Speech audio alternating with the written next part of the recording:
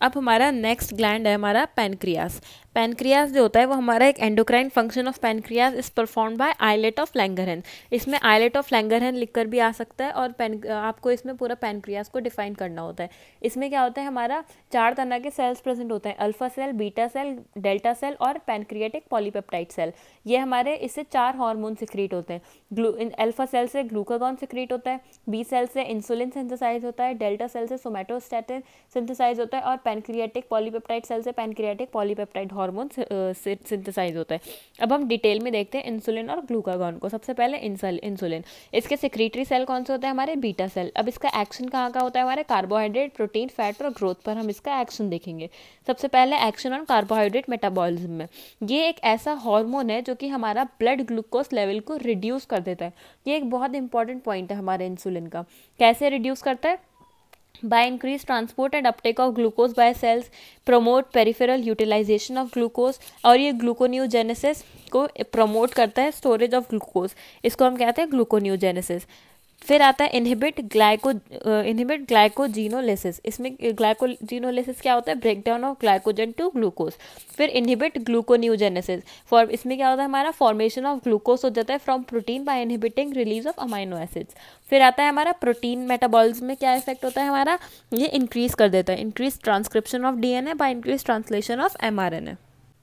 अब fat metabolism पर क्या इफेक्ट होता है इसका, increase synthesize of fat and storage of fat in adipose tissue.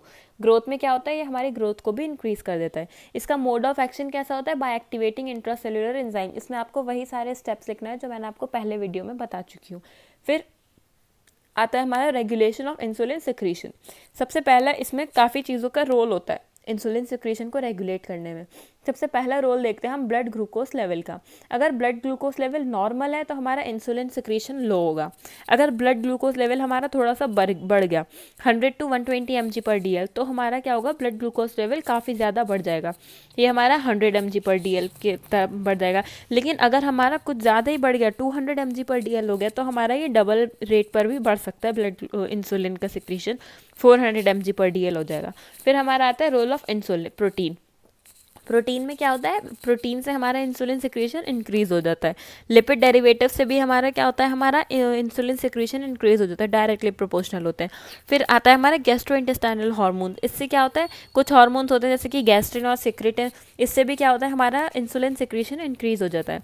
फिर आता है हमारा एंडोक्राइन हार्मोन। कुछ एंडोक्राइन हार्मोन्स होते हैं जैसे कि ग्लूकागॉन, ग्रोथ हार्मोन, कॉर्टिसोल, इससे भी हमारा इंसुलिन सिक्रीशन इंक्रीज हो जाता है। फिर नेक्स्ट आता है हमारा ग्लूकागॉन का सोर्स ऑफ सिक्रीशन क्या होता है, हमारा अल्फा सेल्स। अब इसका एक्शन क्या होता है, इसका हमारा कार्बोहाइड्रेट मेटाबॉलिज्म पर एक्शन होता है, ये हमारा ब्लड ग्लूकोज लेवल को इंक्रीज कर देता है। प्रोटीन में क्या होता है हमारा एक्शन, इसका ट्रांसपोर्ट इंक्रीज कर देता है amino acids into liver. Fat metabolism भी ये इंक्रीज कर देता है। अब inhibit secretion of gastric juice and increase secretion of bile from liver.